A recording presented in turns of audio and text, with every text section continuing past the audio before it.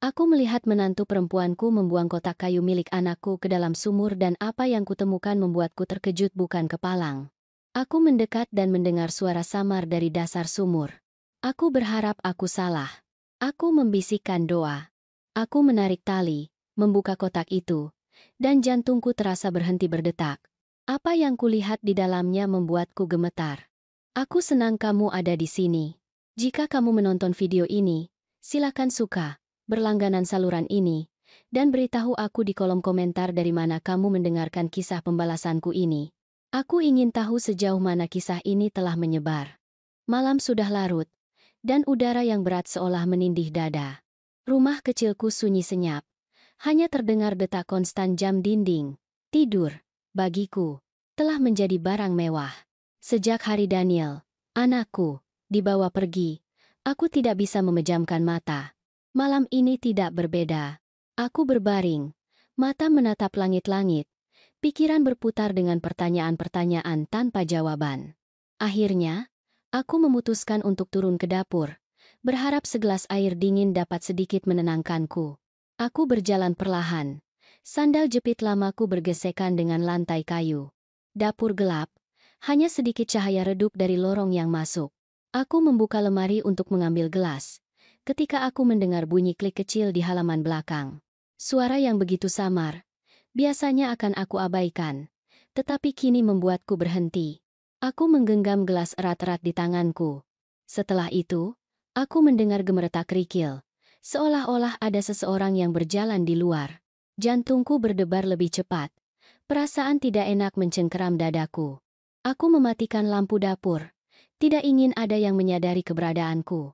Aku mendekati jendela dengan hati-hati dan sedikit menyingkap tirai. Cukup untuk melihat tanpa terlihat. Cahaya kuning dari teras remang-remang menerangi sumur tua di sudut halaman. Dan di sanalah aku melihatnya. Rina, menantu perempuanku. Dia sendirian, mengenakan daster sutra. Rambutnya terurai jatuh di punggung. Bergerak lembut tertiup angin malam. Sikapnya aneh. Dia tidak terlihat seperti seseorang yang hanya keluar untuk mencari udara segar. Aku menahan napas, menyipitkan mata. Di pelukannya, dia memegang sesuatu yang kecil, ditekan ke dadanya. Ketika cahaya menyentuhnya, aku mengenali objek itu. Sebuah kotak kayu tua, sama persis seperti yang Daniel miliki sejak kecil. Kotak tempat dia menyimpan kelerengnya, beberapa koin kuno, dan kertas-kertas yang ditulis dengan tulisan tangannya saat kanak-kanak. Hatiku menciut. Mengapa Rina memegang kotak itu? Dan mengapa dia ada di sini? Selarut ini, aku ingin keluar dan bertanya padanya. Tetapi firasat menahanku. Dia tidak bergerak cepat. Dia melihat sekeliling, waspada, seolah takut ada yang melihatnya. Kehati-hatiannya membuat darahku membeku. Ketika dia tampak yakin sendirian, dia membungkuk dan membuka tutup sumur. Gerakannya lambat, hati-hati, menghindari suara apapun. Lalu dia mengangkat kotak itu, melihatnya untuk terakhir kali, dan menjatuhkannya. Terdengar bunyi cipratan air yang samar, hampir tak terdengar. Aku terdiam, tangan menempel di jendela, berusaha untuk tidak gemetar. Rina tidak segera pergi. Dia menutup-tutup sumur dengan tenang, seolah sedang melakukan ritual. Kemudian dia berdiri tegak, menarik napas dalam-dalam, merapikan rambut dan dasternya, lalu berjalan kembali ke rumah. Ekspresinya tenang, seolah dia tidak baru saja membuang salah satu barang paling berharga milik suaminya ke dalam sumur. Aku merapat ke dinding saat mendengar langkah kakinya mendekati pintu belakang. Pintu terbuka dan tertutup perlahan. Aku menunggu beberapa menit lagi, mendengarkan. Baru ketika aku mendengar pintu kamarnya tertutup, aku berani menghela napas. Aku tidak bisa diam. Aku harus tahu apa yang terjadi. Aku mengenakan sweater tipis dan keluar ke halaman. Udara malam dingin dan lembab. Aku mendekati sumur dan berlutut di tepi. Sumur itu sudah ada bahkan sebelum suamiku dan aku pindah. Sekarang hanya lubang dalam yang dipenuhi air gelap. Aku mencondongkan telinga, mencoba mendengar sesuatu. Beberapa detik berlalu, dan aku mendengar bunyi benturan samar, seolah kotak itu menabrak dinding sumur. Suara itu menekan jiwaku. Mengapa Rina melakukan itu? Apa yang ada di dalam kotak itu sehingga dia perlu menyembunyikannya di tengah malam? Aku tidak bisa diam. Aku masuk ke gudang dan mencari tali tua serta pengait besi yang biasa Daniel gunakan untuk menarik ember air untuk menyiram tanaman. Tanganku gemetar saat mengikat pengait ke tali dan menjatuhkannya ke dalam sumur. Air dingin membasahi tali, membuatnya berat. Aku menariknya, lalu melepaskannya, berulang kali, mencoba agar pengait menyentuh kotak. Setiap kali tali menegang, aku berharap telah mengaitkannya. Tetapi hanya sedikit lumut yang naik, keringat mengucur di dahiku meskipun malam dingin. Aku berbisik pada diriku sendiri. Tenang, Dewi. Kamu harus berhasil. Demi Daniel.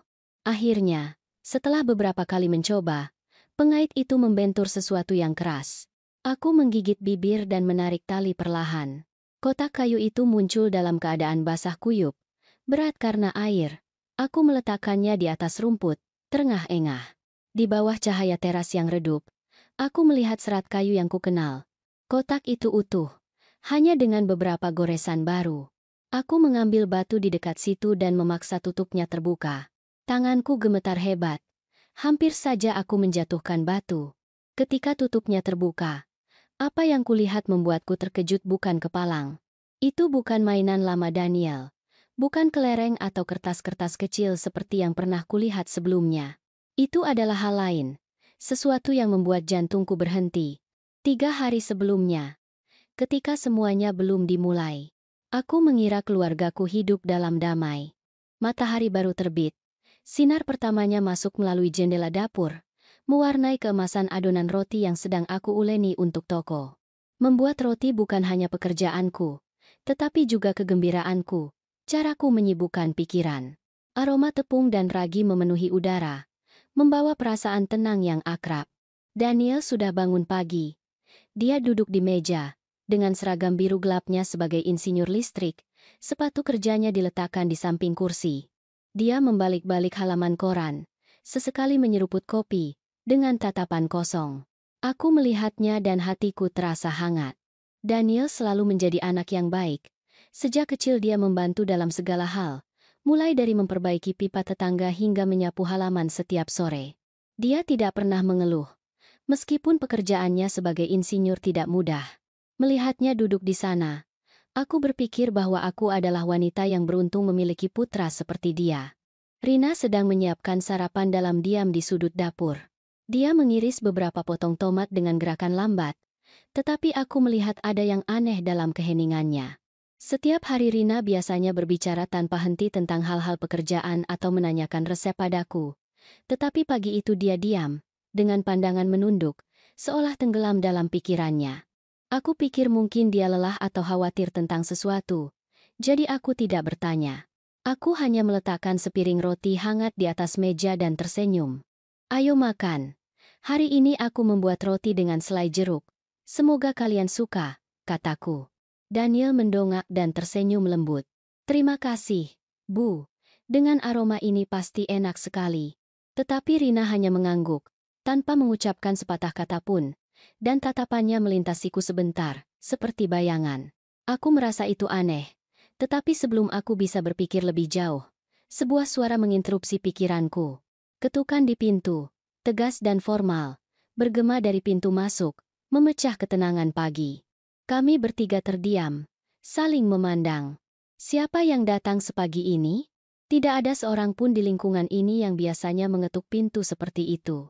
Daniel bangkit, membersihkan tangannya dengan lap di atas meja dan pergi untuk membuka pintu. Rina dan aku mengikutinya. Jantungku berdetak semakin cepat tanpa tahu mengapa. Ketika pintu terbuka, 2 pria berseragam polisi berdiri di depan kami. Salah satunya lebih tua, tampak tenang, dan di lencana di dadanya tertulis Budi sebagai terjemahan netral dari Mendoza. Yang lainnya lebih muda, dengan buku catatan di tangan dan tatapan tajam yang menyapu kami semua. Inspektur Budi berbicara dengan suara sopan namun dingin. Maaf mengganggu di pagi hari ini. Apakah Bapak Daniel Montero tinggal di sini? Daniel mengangguk, sedikit gugup. Ya, itu saya. Ada apa, Pak? Budi menatapnya langsung di mata, tanpa sedikit pun keraguan. Kami menyesal memberitahu Anda bahwa Bapak Agung Salgado, direktur Anda, Meninggal tadi malam di kantor. Seluruh dunia seolah berhenti. Cangkir kopi di tangan Daniel bergetar. Hampir jatuh ke lantai. Aku melihat wajahnya memucat. Matanya terbuka lebar karena tidak percaya. Meninggal? Bagaimana, Pak? Apa yang terjadi? Suaranya tercekat. Seolah dia tidak bisa mempercayai apa yang didengarnya.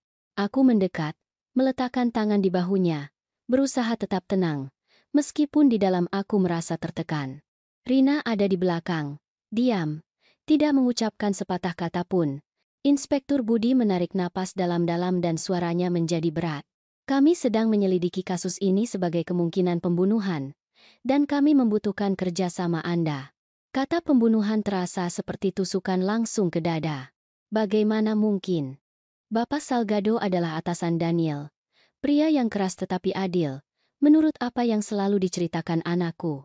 Aku meremas bahu Daniel mencari penjelasan, tetapi pikiranku kosong. Daniel menggelengkan kepala. Suaranya bergetar. Tidak mungkin. Saya tidak mengerti. Saya hanya bekerja untuknya. Petugas muda itu menyela dengan nada tajam. Menurut sistem keamanan, kartu akses Anda adalah yang terakhir digunakan untuk keluar dari gedung pada pukul 9:05 malam. Insiden itu diyakini terjadi sesaat sebelum jam itu. Daniel terdiam, seolah disiram air dingin. Tidak, itu tidak benar. Dia berteriak hampir dengan tangan mengepal. Saya tinggal lebih lama karena Bapak Salgado meminta saya memeriksa lampu di lorong. Setelah selesai, saya langsung pulang. Saya tidak melakukan apa-apa. Aku bisa merasakan kepanikan dalam suaranya. Daniel bukan tipe pembohong. Sejak kecil dia adalah anak yang jujur, patuh, dan teliti bahkan dalam hal terkecil. Inspektur Budi mengamatinya sejenak, lalu menatapku, dan akhirnya pandangannya berhenti sedetik pada Rina. Hanya sedetik. Tetapi itu adalah tatapan yang begitu menusuk sehingga membuatku merinding. Tepat pada saat itu, bunyi logam memecah keheningan. Sendok yang dipegang Rina jatuh ke lantai, bergulir beberapa kali, dan berhenti. Kami semua menoleh padanya. Wajahnya pucat, matanya terbelalak, seolah dia terkejut karena ketahuan melakukan sesuatu. Dia membungkuk dengan cepat untuk mengambilnya dan tergagap. Maaf, terlepas. Aku menatap Rina dan perasaan yang sulit dijelaskan melintas di dadaku. Dia selalu menjadi orang yang hati-hati, tidak pernah canggung sampai menjatuhkan sesuatu. Jadi, mengapa dia terkejut tepat ketika petugas itu menyebutkan sistem keamanan? Inspektur Budi tidak mengatakan apa-apa lagi tentang Rina. Dia hanya berbalik ke Daniel. Bapak Montero, kami meminta Anda ikut ke kantor polisi untuk dimintai keterangan. Ini hanya prosedur, tetapi Anda harus ikut sekarang juga. Daniel mengangguk, meskipun aku melihat jelas tangannya gemetar. Dia menoleh padaku dengan mata penuh kekhawatiran. Bu, aku akan baik-baik saja. Jangan khawatir. Tetapi suaranya tidak bisa menyembunyikan ketakutan. Aku menggenggam tangannya erat-erat. Aku ikut denganmu. Aku tidak akan membiarkanmu pergi sendiri. Rina akhirnya berbicara dengan suara lembut. Daniel, pergilah. Aku juga akan ikut denganmu. Tetapi dia tidak menatap mata Daniel. Pandangannya menyimpang, seolah dia mencoba menyembunyikan sesuatu. Aku ingin mengatakan sesuatu, tetapi Inspektur Budi sudah memberi isyarat kepada Daniel untuk mengikutinya. Aku mengambil jaketku dengan tergesa-gesa dan berjalan di belakang anakku, dengan hati yang berat. Untuk pertama kalinya, perasaan tidak nyaman yang nyata mulai tumbuh di dalam diriku. Ketika kami tiba di kantor polisi, kami dibawa ke ruang tunggu kecil. Cahaya putih lampu neon jatuh ke atas kami, membuat semuanya terlihat pucat. Dinding abu-abu, meja kayu usang. Aku duduk di bangku keras, memegang erat pegangan tasku, berusaha untuk tidak gemetar. Daniel duduk di sampingku, dengan tangan saling menggenggam, menatap lurus ke dinding di depannya. Rina duduk beberapa langkah jauhnya, di kursi di sudut. Dia tidak menatap kami. Dia hanya menundukkan kepala, menggosok-gosok jarinya berulang kali di cincinnya, seolah mencoba menenangkan ketakutan di dalam dirinya. Inspektur Budi muncul, setenang ketika dia berada di depan rumahku. Dia mengundang Daniel masuk ke ruang pribadi untuk dimintai keterangan. Ini hanya prosedur, Nyonya Montero. Katanya dengan suara ramah, meskipun tidak cukup untuk menenangkan hatiku. Aku mengangguk, mencoba tersenyum, tetapi pasti aku terlihat tegang. Daniel bangkit dan menatapku dengan khawatir. Bu, aku akan baik-baik saja. Jangan terlalu khawatir. Aku meremas tangannya, mencoba mengatakan dengan tenang. Aku tahu kamu tidak melakukan kesalahan apapun. Tenang, nak. Tetapi ketika pintu ruang interogasi tertutup di belakangnya, aku merasa seolah batu besar menindih dadaku. Rina dan aku ditinggalkan di ruang tunggu. Jam di dinding menandai detik-detik dengan detak yang konstan, dan setiap detak terdengar seperti pukulan di hatiku. Aku mencoba berbicara dengannya dengan suara lembut. Rina, kamu baik-baik saja. Kamu terlihat pucat. Dia mendongak dengan mata yang seketika tampak takut, lalu tersenyum cepat. Ya, aku baik-baik saja, Bu. Hanya, aku khawatir tentang Daniel. Tetapi senyum itu tidak mencapai matanya. Sekitar 30 menit kemudian, pintu ruang interogasi terbuka. Seorang petugas muda membawa kami ke ruangan lain, lebih kecil dan dingin. Hanya ada meja logam di tengah, beberapa kursi kasar, dan cermin besar menutupi hampir seluruh dinding. Aku tahu itu adalah cermin satu arah, dari mana mereka mengawasi kami. Daniel ada di sana, kelelahan, dengan lingkaran hitam di bawah mata. Inspektur Budi duduk di depannya, dengan buku catatan terbuka dan pulpen mengetuk meja perlahan. Kami diminta untuk duduk. Aku mendekatkan kursiku ke Daniel. Aku meletakkan tangan di bahunya, mencoba memberinya sedikit penghiburan. Rina duduk di sisi lain, jauh dari kami, dengan tatapan yang masih menghindari. Inspektur Budi memulai dengan suara tenang. Bapak Montero, Anda sudah menceritakan jadwal Anda malam itu, tetapi saya ingin Anda mengulanginya sekali lagi, agar kami bisa memastikan. Daniel menarik napas dalam-dalam. Suaranya agak serak. Saya tiba di perusahaan pukul 6 sore, memeriksa sistem sekering di ruang bawah tanah, dan kemudian naik ke lantai 4 untuk mengganti beberapa bola lampu yang mati. Bapak Salgado meminta saya melakukannya sebelum saya pergi. Ketika saya pergi, dia masih di kantornya. Pintunya sedikit terbuka. Dia melambaikan tangan, tanpa mengatakan apa-apa lagi. Setelah itu saya langsung pulang. Aku mendengarkan setiap kata anakku, dengan hati yang sedih. Daniel tidak pernah berbohong. Aku tahu itu. Tetapi polisi muda yang berada di samping Budi mengerutkan kening, dengan ekspresi tidak percaya. Dia mencatat sesuatu dan kemudian mendongak. Bapak Montero, apakah Anda yakin tidak ada yang terjadi di luar kebiasaan? Tidak ada pertengkaran. Tidak ada ketidaksepakatan dengan Bapak Salgado? Daniel menggelengkan kepala. Suaranya tegas. Tidak, Pak. Saya hanya melakukan pekerjaan saya. Melihat ekspresi ragu dari polisi muda itu, aku tidak bisa menahan diri lagi. Aku berbicara dengan suara bergetar tetapi berusaha tetap tenang. Bapak-bapak, anak saya sudah menjadi anak yang baik sejak kecil. Para tetangga di sini, ketika pipa mereka pecah atau ada korsleting, mereka memanggilnya untuk membantu. Dia tidak pernah menerima sepeser pun, bahkan segelas air pun. Anak seperti itu, bagaimana mungkin terlibat dalam hal yang begitu mengerikan? Aku menatap langsung ke mata Inspektur Budi, berharap dia melihat ketulusan dalam kata-kataku. Daniel bukan orang yang menyakiti. Kalian harus mempercayainya. Inspektur Budi mengangguk. Tatapannya sedikit melunak, meskipun suaranya tetap tegas. Nyonya Montero, saya mengerti bagaimana perasaan Anda, tetapi kami perlu memperjelas setiap detail. Dia berbalik ke Daniel dan melanjutkan. Bapak Montero, apakah hubungan Anda dengan Bapak Salgado benar-benar baik? Tidak ada konflik akhir-akhir ini? Daniel segera membantah. Sama sekali tidak, Pak. Dia adalah atasan yang baik. Saya tidak punya alasan untuk kesal. Suaranya terdengar yakin, tetapi aku melihat dia meremas tangannya di bawah meja, mencoba mengendalikan ketegangan. Pada saat itu, suara lemah menginterupsi keheningan yang tegang. Maaf, Bapak Daniel, tapi semua mata tertuju pada Rina.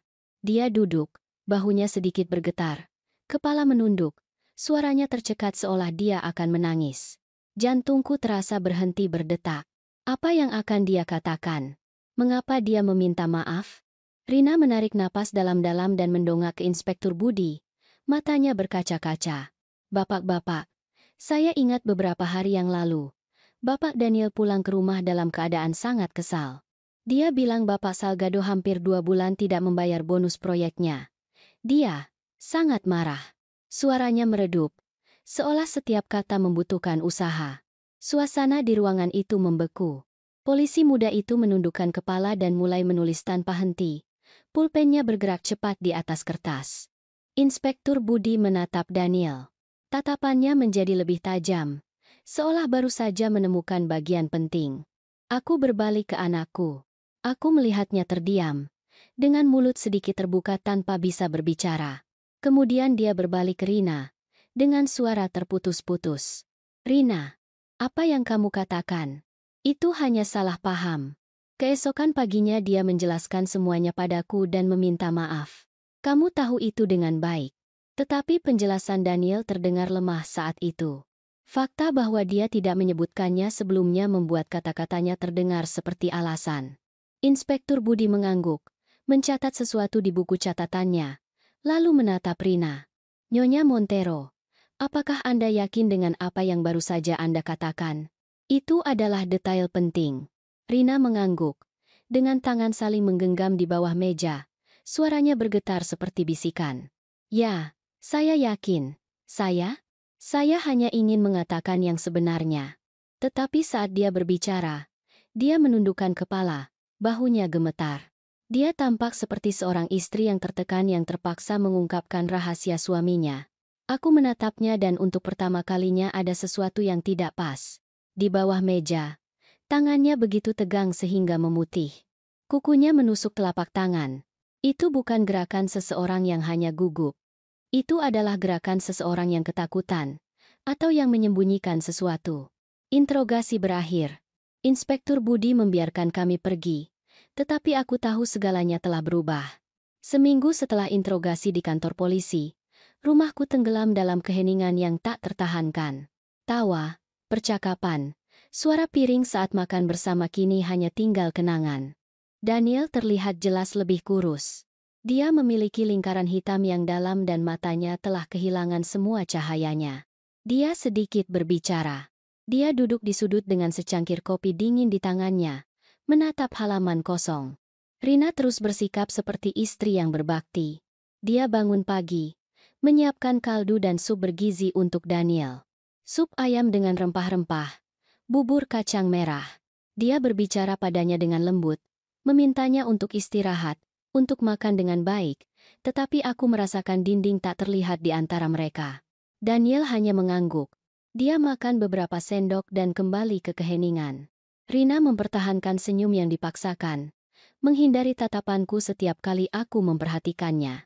Aku ingin percaya bahwa dia benar-benar mengkhawatirkannya, tetapi setelah apa yang terjadi di kantor polisi, setelah kata-katanya yang membuat Daniel menjadi tersangka, hatiku tidak bisa tenang. Mengapa dia mengatakan itu? Mengapa menempatkan anakku dalam bahaya? Setiap kali telepon berdering atau mobil lewat di depan gerbang, kami semua terkejut. Aku mulai takut pada suara-suara itu. Takut mereka membawa kabar buruk.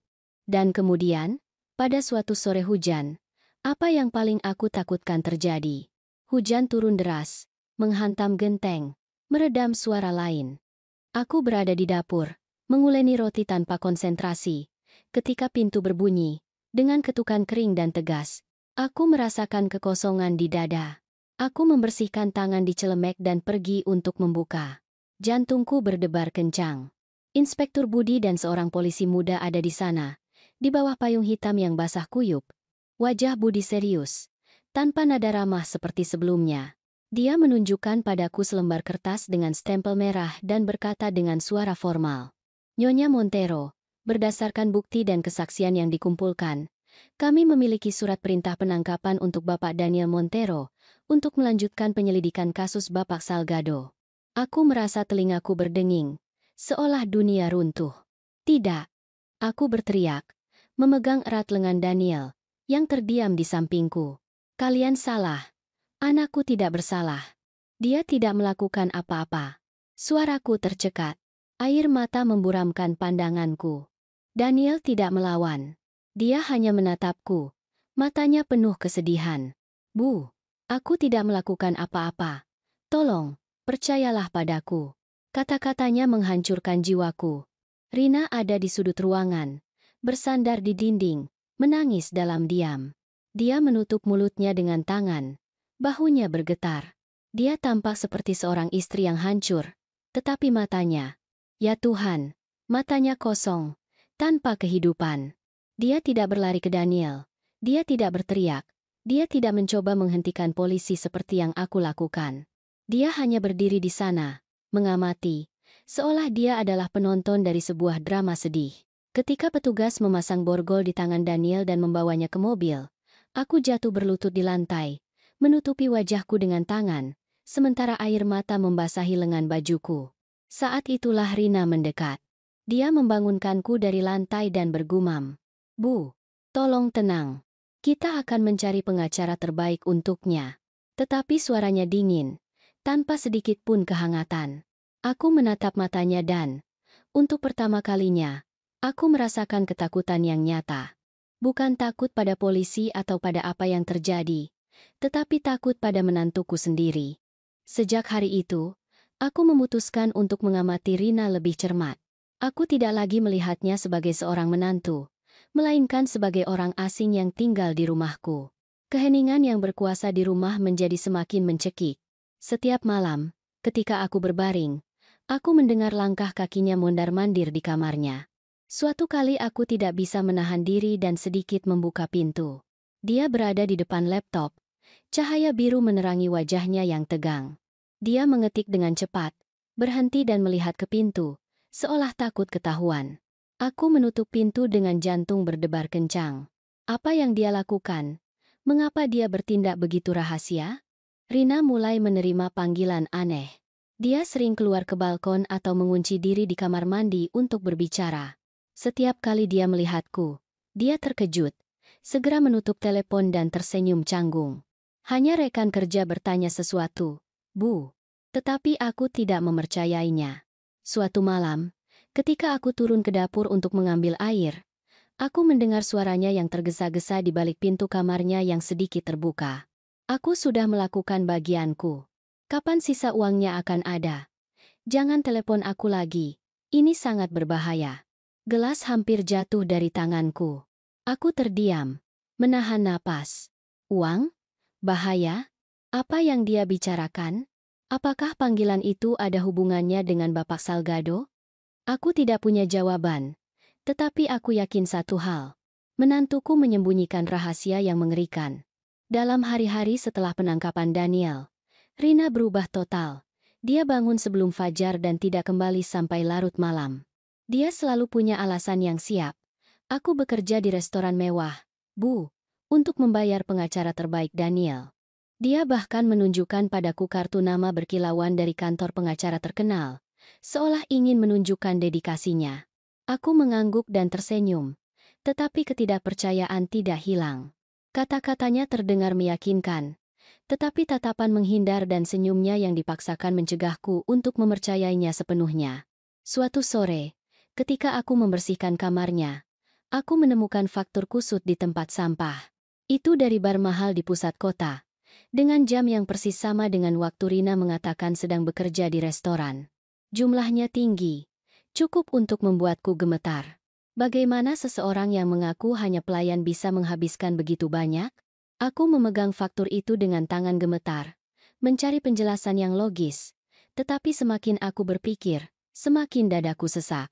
Rina menjadi sangat sensitif dengan ponselnya. Dia selalu mematikannya, dengan layar menghadap ke bawah, seolah takut ada yang melihatnya. Suatu kali, ketika aku melewati meja makan, aku melihat layarnya menyala karena sebuah pesan. Aku tidak bermaksud melihat, tetapi mataku tertuju pada satu kata, rekan bisnis. Rekan bisnis.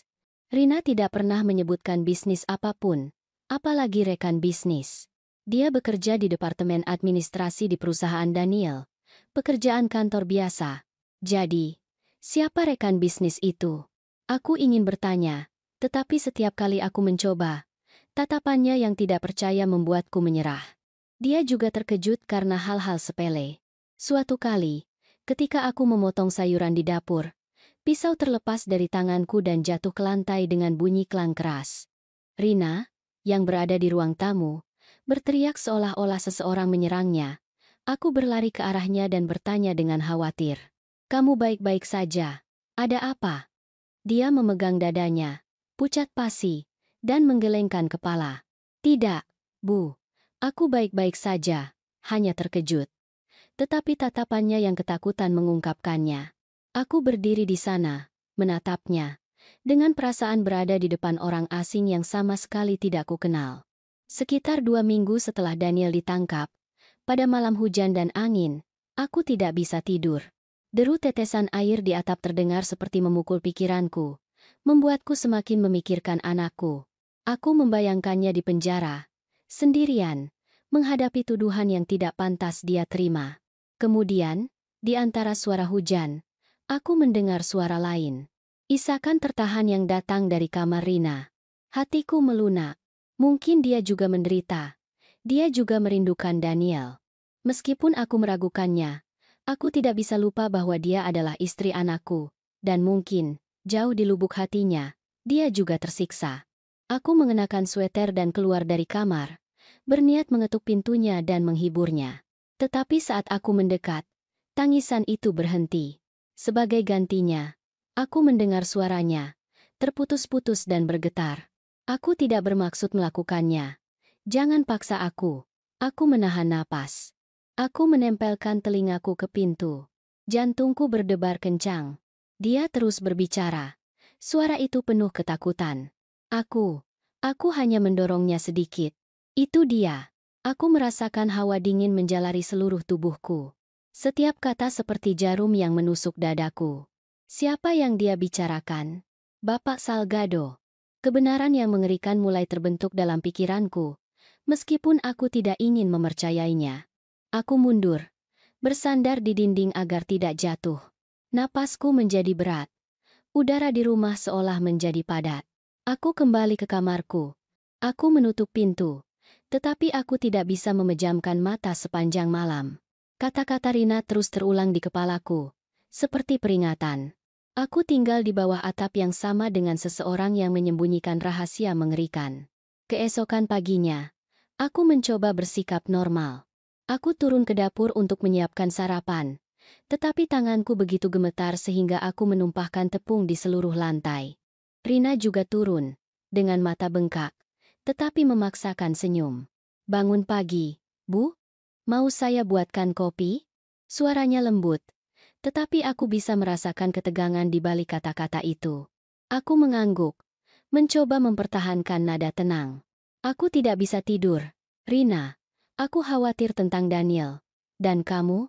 Kamu baik-baik saja?" Aku mengamatinya dengan saksama, mencari tanda di wajahnya. Rina hanya mengangguk, dan pandangannya menyimpang ke pintu, seolah dia menunggu sesuatu. "Aku baik-baik saja, Bu. Hanya, aku mengkhawatirkannya." Tetapi senyumnya tidak mencapai matanya, dan aku tahu dia berbohong. Dia sarapan dengan tergesa-gesa, hanya beberapa potong roti, dan segera bangkit, mengambil tasnya. "Aku harus pergi pagi ini, Bu. Ada sesuatu yang mendesak di kantor." Aku mengangguk dan tersenyum, meskipun tanganku, di bawah meja, mengepal erat hingga sakit. Ketika pintu tertutup di belakangnya, aku menarik napas dalam-dalam, seolah terbebas dari jebakan tak terlihat. Aku tidak bisa menunggu lebih lama lagi. Aku harus bertindak. Aku harus menemukan kebenaran. Demi Daniel, demi keluarga ini. Itulah sebabnya, ketika aku melihat Rina keluar ke halaman dan membuang kotak kenangan, Daniel ke sumur, aku tidak ragu untuk mengeluarkannya. Aku duduk di atas rumput yang lembab, dengan tangan gemetar, memeluk kotak kayu ek itu, malah menyelimutiku. Hanya cahaya kuning redup dari teras yang menerangi pemandangan itu, memproyeksikan bayanganku yang memanjang di tanah. Kotak itu dingin, berat karena air, seolah membawa semua rasa sakit keluargaku di dalamnya.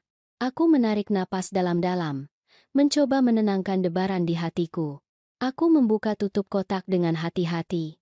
Tanganku begitu gemetar, hampir saja aku menjatuhkannya. Di dalamnya, Terbungkus kain beludru usang. Ada kamera hitam kecil, ringkas tetapi ternyata berat. Aku langsung mengenalinya. Itu adalah kamera yang Daniel lepaskan dari sepeda motornya, dengan niat untuk memperbaikinya agar bisa digunakan lagi. Jantungku berdebar kencang, seolah ingin keluar dari dadaku. Mengapa Rina menyembunyikan ini di kotak Daniel? Dan mengapa dia membuangnya ke sumur di tengah malam? Firasat dingin menjalari punggungku, tetapi aku tahu aku tidak bisa berhenti. Aku harus menemukan kebenaran. Demi Daniel. Demi anakku yang dipenjara secara tidak adil. Aku bergegas membawa kotak itu ke dalam rumah. Aku mengunci pintu belakang dan langsung menuju ruang kerja Daniel. Ruangan kecil, berbau kayu tua dan oli mesin, masih utuh sejak hari dia pergi. Aku menyalakan laptop lamanya. Cahaya layar menerangi wajahku dalam kegelapan. Tanganku, yang terbiasa menguleni roti, kini gemetar saat memegang kamera yang basah kuyup. Aku mengeringkannya dengan kain, dengan kehati-hatian yang sama seperti menyentuh sesuatu yang rapuh. Kemudian, dengan sedikit tenaga yang tersisa, aku mengeluarkan kartu memori kecil itu. Itu dingin, berkilauan di bawah cahaya. Aku memasukkannya ke pembaca, menghubungkannya ke komputer dan menunggu. Setiap detik terasa abadi. Sebuah folder muncul di layar, dengan satu file video, dinamai dengan serangkaian angka panjang. Aku menarik napas dalam-dalam, tanganku gemetar di atas mouse. Dewi, kamu harus melakukannya. Aku berbisik pada diriku sendiri, mencari keberanian. Aku mengklik, dan layar berkedip. Muncul adegan. Kantor Bapak Salgado. Aku mengenalinya dari plakat namanya di atas meja.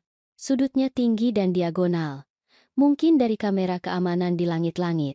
Terdengar suara gesekan yang samar, jelas dalam keheningan. Kemudian, suara Bapak Salgado bergema, lembut, tetapi penuh maksud. Anda tahu, Rina, perusahaan sedang mengalami kesulitan.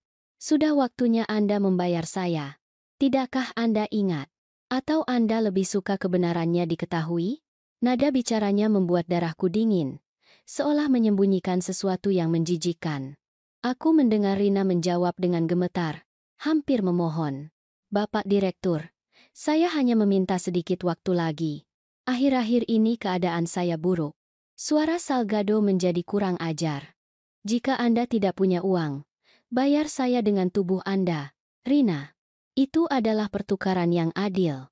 Kata-katanya seperti tusukan pisau. Aku mengepalkan tangan tanpa menyadarinya. Terdengar derit kursi, langkah kaki berat, lalu perkelahian. Rina berteriak, putus asa. Lepaskan saya. Jangan mendekat. Gambar bergetar. Tetapi aku bisa melihat bagaimana Salgado memegang bahunya. Setelah itu, bunyi Pak keras memenuhi audio. Mungkin dia menamparnya. Dan segera, bunyi benturan kering. Boom. Salgado jatuh ke belakang. Kepalanya membentur tepi meja dan terdiam di lantai. Rina berdiri di sana, terengah-engah, rambutnya berantakan. Dia membungkuk, memeriksa apakah dia bernapas, dan mundur ketakutan, menutup mulutnya, tidak percaya dengan apa yang baru saja terjadi. Video berakhir tiba-tiba. Layar menjadi hitam. Aku terdiam. Seluruh tubuhku gemetar. Aku menutup mulutku dengan tangan, berusaha menahan isakan. Menantuku membela diri. Aku mengerti itu. Tetapi setelah itu dia memilih untuk diam. Dia memilih membiarkan Daniel, suaminya, yang dia sumpah akan cintai seumur hidup, menanggung semua kesalahan. Dia tidak hanya menyebabkan kematian seorang pria, tetapi dia juga menghancurkan hidup anakku. Rasa sakit dan amarah menjalari dadaku, seolah ingin merobekku dari dalam. Aku ingin berteriak. Aku ingin lari ke kamar Rina saat itu juga dan menghadapinya. Tetapi aku menahan diri, karena aku tahu bahwa terbawa emosi tidak akan membantu Daniel saat ini. Aku perlu berpikir, bertindak dengan hati-hati. Aku menyambungkan flash disk ke laptop dan menyimpan video itu.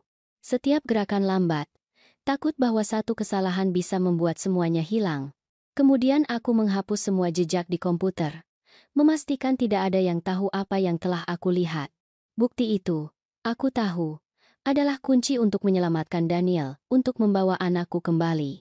Keesokan paginya, Ketika fajar baru menyingsing, aku turun ke dapur dan mulai menguleni roti seperti setiap hari. Aroma tepung dan mentega melayang di udara. Rina turun saat aku sedang menggoreng roti.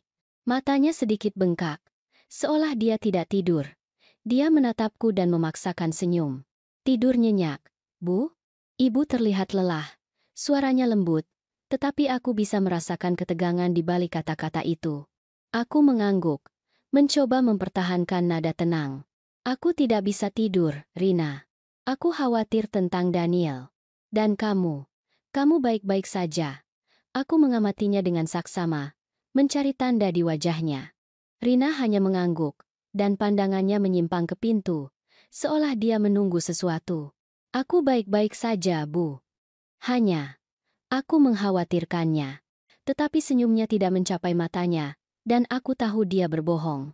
Dia sarapan terburu-buru, hanya beberapa potong roti, dan segera bangkit, mengambil tasnya. Aku harus pergi pagi-pagi hari ini, Bu. Ada sesuatu yang mendesak di kantor. Aku mengangguk dan tersenyum, meskipun tanganku, di bawah meja, mengepal erat hingga sakit.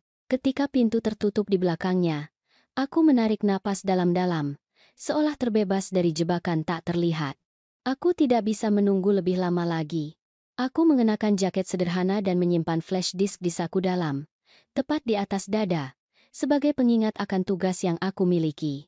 Aku naik bus menuju kantor polisi, dengan hati yang berat tetapi bertekad. Dalam perjalanan, aku duduk di samping jendela, melihat orang-orang berlalu lalang di luar, wajah-wajah asing, senyum riang, dan tiba-tiba aku teringat hari-hari bahagia keluargaku. Daniel dan Rina biasa duduk bersama di meja, tertawa, sementara aku mengamati mereka penuh kegembiraan. Sekarang, semua itu hanya tinggal kenangan. Aku meremas saku jaket, merasakan flash disk kecil yang berisi nasib anakku. Tenang, Dewi, kataku pada diriku sendiri dengan suara rendah. Kamu harus berhasil demi Daniel. Setibanya di kantor polisi, aku meminta untuk berbicara dengan Inspektur Budi. Petugas jaga, seorang pemuda dengan tatapan tidak percaya, mengamatiku dari atas ke bawah. Apakah Anda punya janji? Tanyanya dengan nada dingin. Aku berdiri tegak. Mantap. Saya punya bukti baru, sangat penting, terkait dengan kasus Bapak Salgado. Saya perlu bertemu Inspektur Budi segera. Mungkin tekad dalam suaraku yang meyakinkannya. Dia mengangkat telepon, mengatakan sesuatu, dan kemudian mengangguk. Tunggu sebentar. Silakan. Inspektur Budi muncul beberapa menit kemudian, tenang tetapi dengan tatapan tajam. Dia membawaku ke kantornya, bukan ke ruang interogasi dingin seperti sebelumnya. Dia menempatkan secangkir teh panas di depanku. Kehangatan itu menenangkan tangan gemetarku. Dia duduk dan menatapku dengan sedikit belas kasihan. Nyonya Montero, saya mengerti Anda sedang melalui banyak rasa sakit. Kasus ini telah maju, tetapi aku menyela inspektur. Tidak bisa menunggu lebih lama lagi. Bapak Budi, anak saya tidak bersalah, dan saya punya buktinya di sini. Aku mengeluarkan flash disk dari saku jaketku, meletakkannya di atas meja dan suaraku bergetar karena emosi. Tolong, lihat seluruh video. Itu akan menjelaskan semuanya. Budi mengerutkan kening, tetapi tidak mengatakan apa-apa. Dia menghubungkan memori itu ke komputer dan mengenakan headset untuk menjaga privasi. Awalnya wajahnya tetap tenang, tetapi aku melihat alisnya perlahan-lahan menyatu. Tangannya, yang sebelumnya mengetuk meja perlahan, berhenti. Ketika video berakhir, dia terdiam lama, dengan tatapan terpaku pada layar hitam. Kemudian dia melepas headset, menatapku dan berkata dengan suara berat, "Nyonya Montero, di mana Anda menemukan ini?" Aku menarik napas dalam-dalam, berusaha menjaga suaraku tetap tegas. Aku menceritakan semuanya, dari kecurigaan pertamaku hingga perilaku aneh Rina. Aku berbicara tentang bagaimana dia mengubah kebiasaannya, tentang panggilan rahasia di tengah malam, tentang gumaman ketakutan yang aku dengar saat dia berbicara dalam tidur. Dan akhirnya, aku menceritakan tentang malam sebelumnya, ketika aku melihat Rina membuang kotak kayu Daniel ke sumur. Saya tahu itu bukan kebetulan, kataku dengan suara tercekat.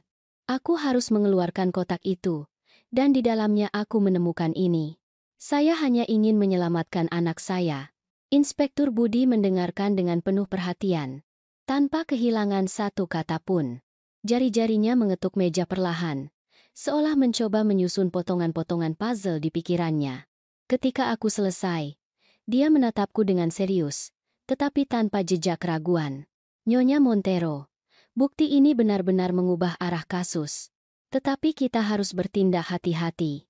Rina tidak hanya terlibat dalam masalah Bapak Salgado, dia mungkin terlibat dalam hal yang lebih serius. Dia menjelaskan bahwa, menurut video, tampaknya Bapak Salgado mengetahui rahasia Rina dan menggunakannya untuk memerasnya. Kata-kata yang dia ucapkan tentang kebenaran yang terungkap dan membayar dengan tubuh menunjukkan bahwa Rina terpojok.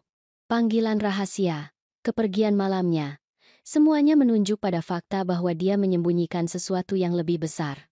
Kami butuh waktu untuk menyelidiki, kata Budi, tetapi Anda sudah sangat membantu kami. Dia menatapku langsung di mata, dengan suara tegas, tetapi tenang. Nyonya Montero, saya butuh Anda bekerja sama dengan kami. Kembalilah ke rumah dan bertindak seolah tidak terjadi apa-apa. Kami akan memindahkan anak Anda ke tempat yang aman. Tugas Anda adalah mengamati Rina dan memberitahu kami jika Anda melihat sesuatu yang mencurigakan. Kami butuh waktu untuk memasang jaringan, katanya, membuatku merasakan campuran kelegaan dan kecemasan di dada. Kelegaan karena Daniel akan segera dibebaskan, tetapi kecemasan karena aku tahu pertempuran belum berakhir.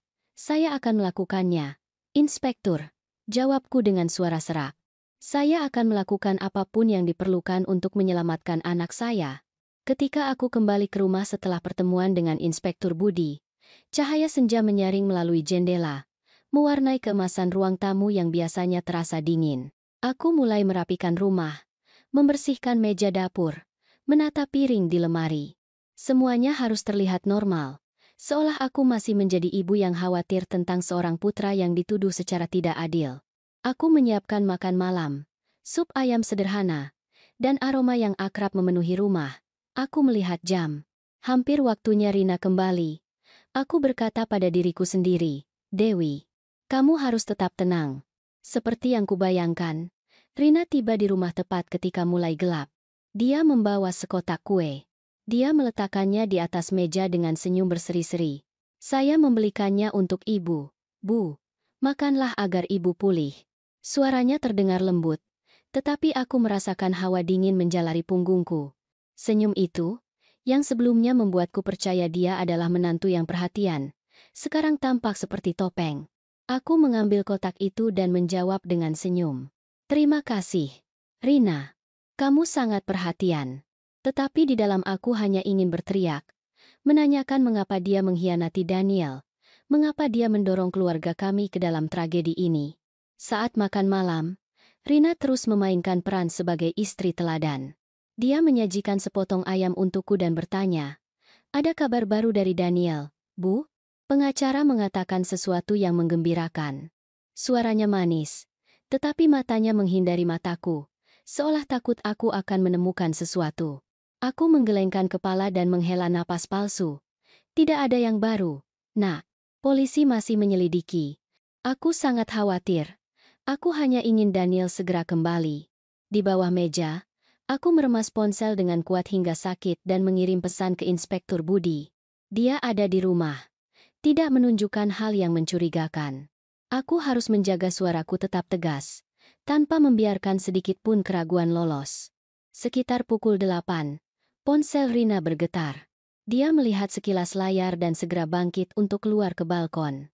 Aku akan menjawab telepon, Bu, katanya, berusaha terdengar tenang. Aku mengangguk, berpura-pura kembali membereskan piring. Tetapi begitu dia menghilang di balik pintu kaca, aku mendekat diam-diam ke dapur, dari mana aku bisa mendengar suaranya. Dia berbicara dengan nada rendah dan gugup, seolah menahan diri. Baiklah, tempat yang sama, pukul 9. Kamu membawa semuanya. Kali ini harus selesai. Jantungku berdebar sangat kencang. Aku merasa seperti akan keluar dari dadaku. Semuanya. Selesai. Apa yang dia bicarakan? Aku segera menulis kepada Budi. Dia akan keluar. Dia punya janji pukul 9. Rina kembali ke dalam. Wajahnya tegang tetapi menyamarkannya dengan senyum yang dipaksakan. Dia mengambil tasnya dan berkata dengan cepat, "Bu, aku harus keluar sebentar menemui klien. Kunci pintunya baik-baik." Ya, kebohongannya mengalir dengan begitu alami sehingga aku ingin berteriak padanya, menuntut penjelasan. Tetapi aku menahan diri dan hanya menjawab, "Hati-hati, nak." Aku berdiri di pintu, melihat sosoknya menghilang dalam kegelapan. Ketika gerbang tertutup, aku menjatuhkan diri di sofa, memeluk telepon, merasa seolah seluruh dunia menekan bahuku. Waktu berjalan lambat. Setiap menit terasa seperti 1 jam. Aku tetap duduk, mata terpaku pada jam, meremas telepon sambil menunggu. Setiap suara di jalan, setiap hembusan angin yang melewati celah pintu, membuatku terkejut. Aku memikirkan Daniel. Tatapan putus asanya ketika dia dibawa pergi dengan borgol. Aku mengulang-ulang. "Sedikit lagi, nak. Kamu akan segera kembali." Tetapi ketakutan tidak meninggalkanku. Jika rencana Inspektur Budi gagal, semua harapanku akan runtuh. Tepat 1 jam kemudian, ponselku bergetar. Aku terkejut dan hampir menjatuhkannya. Di layar muncul pesan dari Inspektur Budi, singkat dan jelas. "Nyonya Montero, kami berhasil." Rina dan seorang kaki tangan ditangkap di tempat saat melakukan transaksi dengan sejumlah besar uang tanpa sumber yang jelas. "Terima kasih atas kerjasama Anda." Aku membaca dan membaca ulang kata-kata itu. Tidak bisa mempercayainya. Telepon terlepas dari tanganku dan jatuh di karpet dengan bunyi pelan. Air mata mengalir, bukan karena takut atau sakit seperti hari-hari sebelumnya, tetapi karena kelegaan. Badai telah berlalu, dan akhirnya, cahaya mulai muncul. Sidang putusan akhir diadakan pada pagi yang dingin, beberapa minggu kemudian. Daniel dan aku duduk di barisan depan yang diperuntukkan bagi keluarga, di dalam ruang sidang yang hikmat, penuh dengan orang. Di sisi lain, keluarga Bapak Salgado duduk berjejer. Tatapan mereka ke arah kami adalah campuran kebencian dan rasa ingin tahu. Aku menggenggam tangan Daniel. Tangannya dingin. Dia tidak mengatakan apa-apa, hanya menatap lantai, seolah mencoba menghindari tatapan yang tertuju padanya. Aku berbisik, "Nak, tetap tenang. Kebenaran akan terungkap hari ini." Daniel mengangguk, tetapi aku tahu pertempuran menyakitkan sedang terjadi di dalam dirinya. Sidang dimulai. Jaksa berdiri dan, dengan suara tegas, mempresentasikan bukti yang dikumpulkan. Kemudian tiba saat yang paling aku tunggu. Video dari kamera tersembunyi diputar di layar besar di tengah ruangan. Semua orang terdiam. Suara menjijikan Bapak Salgado bergema. Setiap kata seperti tusukan pisau. "Jika Anda tidak punya uang, bayar saya dengan tubuh Anda, Rina." Terdengar teriakan putus asa Rina, perkelahian, dan akhirnya bunyi benturan kering ketika Bapak Salgado jatuh dan kepalanya membentur tepi meja. Setelah video berakhir, ruangan riuh dengan bisikan. Keluarga Bapak Salgado menundukkan kepala. Beberapa menutup mulut mereka, malu dengan tindakan pria itu. Rina dibawa ke mimbar. Dia mengenakan seragam abu-abu tahanan. Rambut panjangnya, yang dulu berkilauan, kini diikat dalam sanggul. Dia terlihat kurus, menua bertahun-tahun, dengan mata bengkak dan tatapan kosong. Ketika hakim memintanya bersaksi, suaranya serak dan bergetar, seolah setiap kata membutuhkan usaha yang besar. "Yang mulia, saya tidak bermaksud melakukannya," dia memulai, dan suaranya tercekat. Aku berdiri di sana, menatap wanita yang dulunya adalah kebanggaan keluargaku, kini di depan pengadilan, dan aku merasa hatiku menciut. Rina bercerita bahwa dia telah ditipu oleh beberapa teman untuk berinvestasi dalam platform keuangan palsu, yang menyebabkan dia terlilit utang parah. "Saya tidak berani menceritakannya kepada Daniel," katanya dengan pandangan menunduk. "Saya takut mengecewakannya. Dia selalu berpikir saya adalah istri yang sempurna." Kata-katanya membuat Daniel meremas tanganku dengan kuat. Aku bisa merasakan rasa sakitnya di setiap jari tangannya. Rina melanjutkan dengan suara yang semakin bergetar. "Di tengah keputusasaan, saya menemukan bahwa Bapak Salgado mengelola jaringan pencucian uang di dalam perusahaan. Saya mencuri beberapa dokumen penting. Berpikir saya bisa memerasnya untuk melunasi utang saya. Tetapi Bapak Salgado bukan orang yang mudah dimanipulasi. Dia menemukan apa yang telah dilakukan Rina dan menggunakan rahasia utangnya untuk mengancam dan memerasnya. Dia menuntut hal-hal menjijikan. Katanya, hampir menangis. Saya tidak tahan. Malam nahas itu, setelah pulang dari kantor pada jam biasanya, Rina kembali secara diam-diam, membawa dokumen-dokumen itu dengan harapan memohon kepada Bapak Salgado untuk memaafkannya. Tetapi dia tidak menepati janjinya, dan ketika dia mencoba melecehkannya, Rina mendorongnya dalam serangan panik. Saya hanya ingin dia berhenti. Dia terisak. Saya tidak menyangka dia akan jatuh begitu keras. Menyadari bahwa Bapak Salgado telah meninggal, Rina panik. Daripada memanggil polisi, dia memutuskan untuk menyembunyikannya. Berkat pengetahuan teknisnya tentang pekerjaan administrasi, dia masuk ke ruang keamanan dan menghapus video yang menunjukkan dia memasuki kantor. Dia menyalin seluruh rekaman ke kamera mini Daniel, berencana membuangnya dengan melemparkannya ke sumur. Saya pikir itu akan hilang selamanya, katanya dengan suara lesu. Tetapi ketika polisi tiba di rumah dan kecurigaan jatuh pada Daniel, Rina membiarkan semuanya berjalan seperti itu. Saya takut, terlalu takut, dia mengakui, dengan air mata mengalir di pipinya. Rina menyatakan bahwa, setelah Daniel ditangkap, dia harus terus bernegosiasi dengan rekan-rekan pencucian uang untuk membayar utangnya. Panggilan telepon sembunyi-sembunyi, kepergian pada jam-jam aneh, semuanya adalah bagian dari rencana itu. Dia memeriksa video untuk memastikan dia telah menghapus semua bukti dan kemudian membuang kamera itu ke sumur. Dia tidak menyangka bahwa tindakan itu akan menjadi bukti yang akan mengungkap segalanya. Setelah pengakuan itu, jaksa mempresentasikan lebih banyak bukti tentang jaringan pencucian uang tempat Rina berpartisipasi. Inspektur Budi berdiri dan mengonfirmasi bahwa dia dan seorang kaki tangan telah ditangkap pada malam terakhir. Hakim tetap diam, mencatat dan kemudian menatap Rina. Apakah Anda ingin mengatakan sesuatu sebelum pengadilan bermusyawarah? Rina menggelengkan kepala, dengan air mata menetes. Saya hanya ingin mengatakan, saya minta maaf, Daniel. Dan saya minta maaf, Bu. Aku menatapnya dengan perasaan hampa. Daniel ada di sampingku, tanpa mengucapkan sepatah kata pun, memalingkan wajah ketika Rina melewatinya.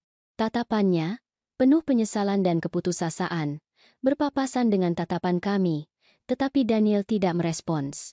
Aku tahu luka di hatinya terlalu dalam, sesuatu yang tidak bisa disembuhkan oleh permintaan maaf sederhana. Setelah meninjau semua bukti, hakim menyatakan, Daniel Montero sepenuhnya tidak bersalah dan dibebaskan segera. Ketukan palu bergema dan aku memeluk. Daniel erat-erat, air mata mengalir di wajahku. Anakku memelukku erat dan berbisik, terima kasih, Bu. Jika bukan karena Ibu, aku tidak tahu apa yang akan terjadi padaku. Tetapi aku hanya menggelengkan kepala, tidak bisa berbicara, karena kegembiraan bercampur dengan rasa sakit. Adapun Rina, pengadilan menjatuhkan hukuman 18 tahun penjara karena pembunuhan tidak disengaja dan partisipasi dalam pencucian uang. Kaki tangannya juga menerima hukuman yang adil. Mendengar vonis itu, Rina roboh di lantai, menangis tanpa henti. Para penjaga membantunya berdiri dan mengawalnya keluar dari ruangan. Ketika dia melewatinya, aku melihat punggungnya menjauh tanpa merasakan kelegaan. Hanya kekosongan yang aneh. Sebuah keluarga yang dulunya bahagia telah hancur dengan cara yang tidak seorang pun bisa duga. Beberapa bulan berlalu sejak sidang, dan kehidupan anakku dan aku perlahan-lahan mulai pulih. Tetapi aku tahu tidak ada yang akan sama lagi. Bekas luka yang ditinggalkan oleh badai bernama Rina masih ada, tersembunyi di hati Daniel dan hatiku. Setiap pagi, ketika bangun, rumah terasa lebih kosong, seolah kehilangan sepotong jiwa. Tetapi aku belajar bahwa, kadang-kadang, kedamaian hanya datang ketika kita menerima kehilangan dan terus maju. Daniel memutuskan untuk berhenti dari pekerjaannya di perusahaan tak lama setelah dibebaskan. Bu, aku tidak bisa kembali ke sana, katanya suatu sore saat kami duduk di sofa. Setiap sudut kantor, setiap lorong, mengingatkanku pada hari-hari itu. Aku tidak tahan. Suaranya terdengar sedih, tatapannya menghindar, tetapi aku mengerti. Perusahaan itu bukan hanya tempat kerja. Itu juga panggung di mana bayangan Salgado dan pengkhianatan Rina telah berakar. Aku hanya mengangguk, meletakkan tanganku di bahunya. Apapun yang kamu lakukan, nak, aku akan mendukungmu. Yang aku inginkan hanyalah kamu menemukan kedamaian. Toko roti kecil yang sempat tutup selama hari-hari kekacauan dibuka kembali. Suara lonceng yang akrab berdering setiap kali seseorang masuk, membawa serta percikan kecil kegembiraan. Aroma gandum, kayu manis, dan mentega panggang menyebar ke seluruh jalan, sebagai pengingat bahwa hidup terus berjalan.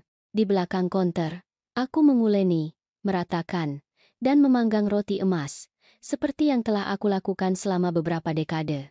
Tetapi sekarang, toko roti itu bukan hanya pekerjaanku, tetapi juga tempat perlindunganku, tempat di mana aku mencoba memperbaiki potongan-potongan keluargaku yang hancur. Daniel mulai membantuku di toko. Awalnya dia hanya melakukan tugas-tugas kecil, mengantar pesanan, membersihkan konter, atau menata nampan oven. Aku melihatnya bekerja dalam diam, tanpa banyak bicara, tetapi matanya perlahan-lahan mendapatkan kembali cahayanya. Suatu hari aku memutuskan untuk mengajarinya membuat roti. Daniel, kemarilah, panggilku, memberinya adonan. Aku akan mengajarimu menguleni. Membuat roti tidak sulit, tetapi kamu harus sabar. Dia tersenyum. Senyum pertama yang kulihat darinya dalam beberapa hari. Bu, aku insinyur listrik. Sekarang aku akan membuat roti. Candanya, meskipun dia menyingsingkan lengan baju dan mulai menguleni. Aku melihat tangannya yang kasar, terbiasa memegang obeng dan kabel.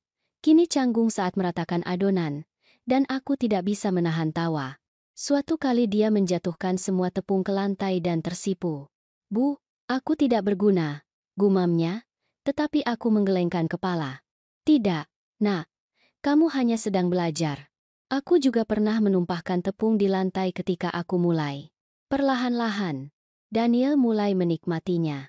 Dia belajar memanggang roti emas, mengocok krim lembut, dan bahkan menghias kue dengan bunga-bunga yang canggung tetapi menawan. Setiap kali aku melihatnya berkonsentrasi dengan kantong kue, hatiku dipenuhi kehangatan. Toko roti itu menyembuhkan luka kami. Suatu pagi, setelah membersihkan toko, aku menyiapkan 2 cangkir kopi, satu untukku dan satu lagi untuk diletakkan di kursi di depanku, tempat Rina biasa duduk. Aku melakukannya bukan untuk mengingatnya, tetapi untuk mengingatkan diriku pada pelajaran berharga. Kebohongan, tidak peduli seberapa disembunyikan, selalu berakhir terungkap. Kotak kayu di dasar sumur, meskipun terendam dalam kegelapan, diselamatkan oleh terang hari. Dan kebenaran, sepedih apapun, membebaskan Daniel, aku, dan seluruh keluarga kami. Aku menyeruput kopi, melihat keluar jendela dan melihat cahaya pagi menyaring, membawa serta udara harapan baru. Suatu sore, ketika kami membersihkan toko bersama, Daniel berhenti, menyekat tangannya di celemek dan menatapku. Bu, katanya dengan suara tegas, aku pikir aku ingin memiliki toko roti ini. Aku ingin melanjutkannya, membuat kue yang enak bersamamu. Aku terkejut, dan kemudian tersenyum. Air mata mengalir dalam diam. Nak, aku hanya ingin kamu bahagia. Jika toko roti ini memberimu kegembiraan, maka itu milikmu. Daniel mendekat, memelukku, dan dalam pelukan itu aku merasakan kekuatan kembali padanya. Di luar, matahari terbenam mewarnai seluruh jalan dengan warna emas. Orang-orang berlalu lalang, anak-anak tertawa, dan aroma roti yang baru dipanggang memenuhi udara. Semuanya tampak seperti gambaran kedamaian. Badai telah berlalu, meninggalkan bekas luka, ya, tetapi juga langit baru untuk kami. Berdiri di belakang konter, aku mengamati Daniel menata roti dengan hati-hati di rak, dan aku tahu bahwa, tidak peduli seberapa menyakitkan masa lalu, bersama-sama kami akan terus maju, di bawah cahaya fajar baru. Setelah semua badai itu, aku mengerti bahwa hidup kadang-kadang tidak memberi kita hak untuk memilih jenis badai apa yang akan datang, tetapi selalu membiarkan kita memutuskan bagaimana tetap teguh di tengah-tengahnya. Ada kebenaran yang, sepedih apapun, harus dihadapi, karena hanya cahaya kebenaran yang dapat membebaskan manusia dari kegelapan kebohongan dan ketakutan. Aku mengerti bahwa kepercayaan buta kadang-kadang adalah pisau yang digunakan seseorang untuk melukai dirinya sendiri, dan bahwa cinta, sedalam apapun, tidak dapat bertahan tanpa kejujuran.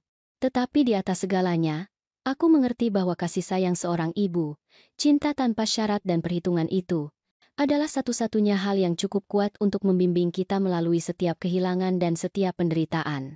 Setelah semua ini, aku hanya ingin mengatakan satu hal. Jangan pernah takut pada kebenaran, karena itu adalah awal dari kedamaian yang sangat kita cari. Kisah yang baru saja kamu dengar telah mengubah nama dan tempat untuk melindungi identitas orang-orang yang terlibat. Kami menceritakan ini bukan untuk menghakimi, tetapi dengan harapan seseorang mendengarkan dan berhenti untuk merenung. Berapa banyak ibu yang menderita dalam diam di rumah mereka sendiri? Aku benar-benar bertanya-tanya. Jika kamu berada di posisiku, apa yang akan kamu lakukan? Apakah kamu akan memilih untuk diam demi menjaga kedamaian? Atau apakah kamu akan memiliki keberanian untuk menghadapi segalanya untuk mendapatkan kembali suaramu sendiri? Aku ingin tahu pendapatmu, karena setiap cerita dapat menjadi lilin yang menerangi jalan orang lain. Tuhan selalu memberkati, dan aku yakin bahwa keberanian akan membawa kita ke hari-hari yang lebih baik. Saat ini, di layar akhir, aku akan meninggalkan dua kisah yang paling disukai di saluran ini.